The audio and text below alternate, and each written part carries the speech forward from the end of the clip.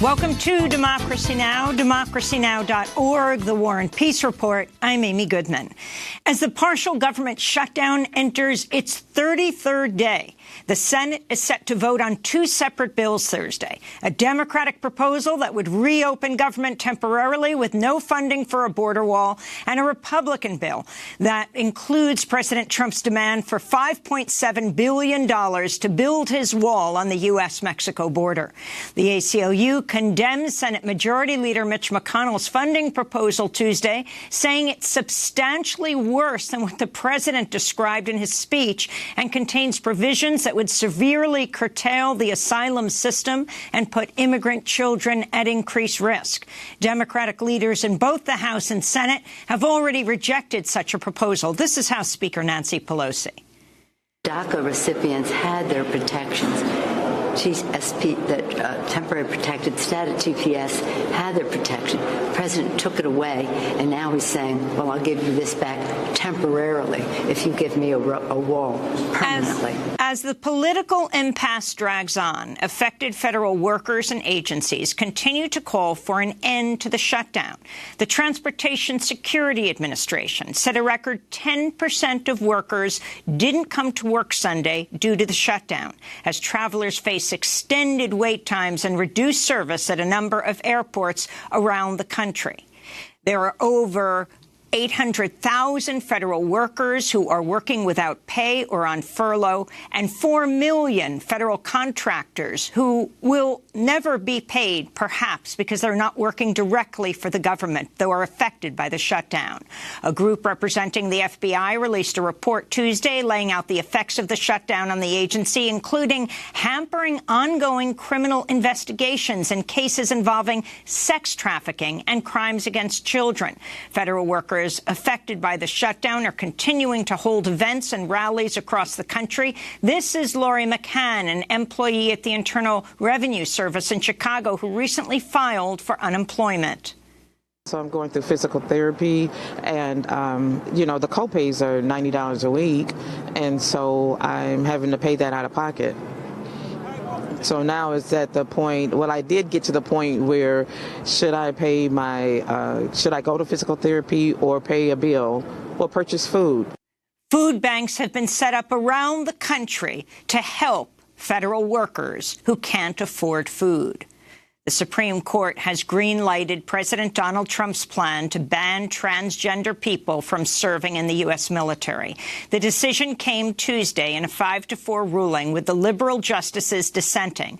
Trump first announced the ban in 2017, but 2 lower court injunctions blocked it.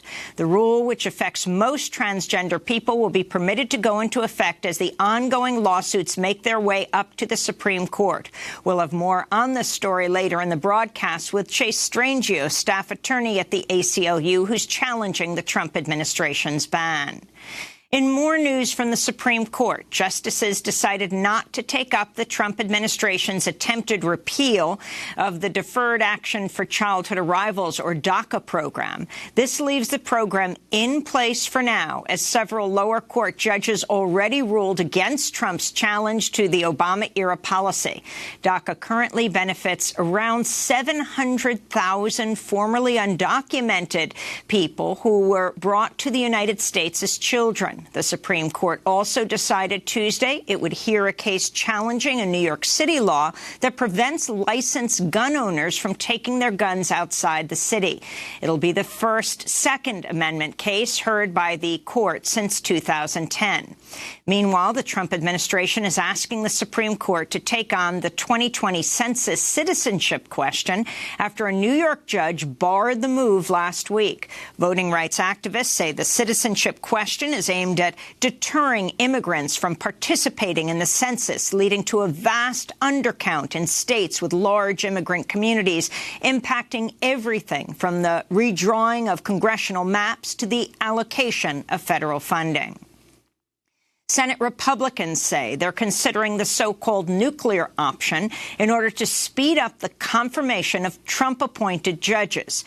If employed, the nuclear option would allow Republican senators to confirm nominees with a simple majority rather than the usual 60 votes. Republicans now hold 53 seats in the Senate. Senator Mitch McConnell used the strategy in 2017 to confirm Neil Gorsuch to the Supreme Court. Shortly after Brett Kavanaugh's confirmation last year, McConnell declared it was the biggest achievement of his career. In Los Angeles, public school teachers are returning to school today after approving an agreement to end a historic 6-day strike. The United Teachers Los Angeles and Los Angeles city officials announced Tuesday morning they'd reached a deal on a new contract. The agreement includes pay increases for teachers, additional support staff in schools, smaller class sizes, and the regulation of charter schools. Meanwhile, teachers in Denver have voted overwhelmingly to strike. The decision came after failing to come to an agreement with the Denver school system over contract and pay issues. This will be the first such strike for Denver teachers in a quarter of a century. We'll have more on the teachers' strike after headlines. In Zimbabwe, growing unrest has been met with escalating violence, including deaths and multiple accounts of torture. Some reports put the number of Zimbabweans killed at over 12. Nationwide protests started last week following the government's move to more than double the cost of fuel. In response, the government of President Emerson Mnangagwa ordered an internet blackout and deployed military forces to counter the uprising. This is Sheila Matindike of Zimbabwe's Human Rights Commission describing recent attacks by the military. They would arrive at people's houses at night or in the early hours of the day and ask all men to go outside and lie on the ground. They would then beat up all the men, including boys as young as 11 years, and then ask them to run or arrest them. In Sudan, anti-government protests continue, calling for the ouster of President Omar al-Bashir. A protester died Monday after sustaining injuries during clashes with security officers last week. The Committee to Protect Journalists said Tuesday Sudanese authorities have revoked credentials of international journalists covering the protests, including Al Jazeera. The United States is continuing to ratchet up pressure on Venezuela in what appears to be part of a coordinated effort to remove the Venezuelan president, Nicolas Maduro, from office. On Tuesday, Vice President Mike Pence posted a video message online telling Venezuelan opposition leaders and protesters that the U.S. supports their efforts to oust the president. Hola. I'm Mike Pence, the Vice President of the United States. And on behalf of President Donald Trump and all the American people, let me express the unwavering support of the United States as you, the people of Venezuela, raise your voices in a call for freedom. Nicolas Maduro is a dictator with no legitimate claim to power. Venezuelan President Maduro responded by saying he would revise diplomatic relations with the United States, saying, quote, "Never before has a high-level official said that the opposition should overthrow the government," unquote. Venezuelan Vice President Delcy Rodriguez also responded to the Pence video. Because Mr. Pence doesn't have a job, now he wants to come and run Venezuela, handing out instructions on what should happen in Venezuela tomorrow, openly calling for a coup d'etat in Venezuela.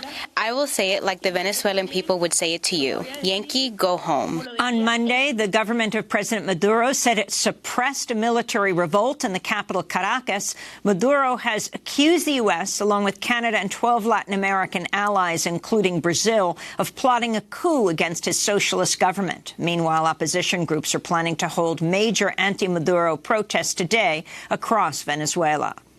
In Davos, Switzerland, global elites are gathering at the World Economic Forum this week. While some of the world's wealthiest people discussed economic and business issues, other speakers, including renowned British natural historian Sir David Attenborough, sounded the alarm on the dangers of climate change. It's difficult to overstate it. We are now so numerous, so powerful, so all-pervasive, the mechanisms that we have for destruction are so wholesale and so frightening that we can actually just exterminate whole ecosystems without even noticing it.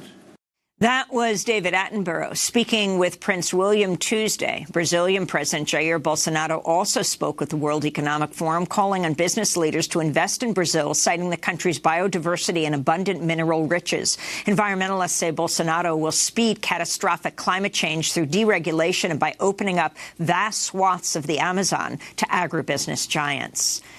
A new study published this week finds the melting of Greenland's ice sheet may have reached a tipping point and could severely increase sea level rise over the next 20 years. The report confirms other recent studies which warn the Arctic is warming at twice the rate of the rest of the planet due to climate change.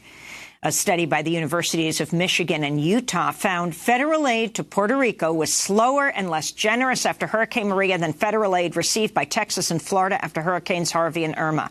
Hurricane Maria, which slammed into the island of Puerto Rico in September 2017, was in fact a higher category hurricane than those which struck the mainland United States just weeks earlier. Local residents have decried FEMA's response to the disaster. Last year, a Harvard study says the death toll from Maria may top 4,600.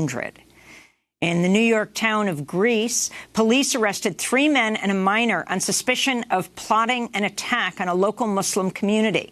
The suspects were said to be in possession of multiple improvised explosive devices and firearms and were charged with criminal possession of a weapon and conspiracy. The suspects were allegedly planning to attack the small community of Islamburg in upstate New York. Police discovered the plot after the unidentified 16-year-old suspect made a comment to a fellow student about a school shooter.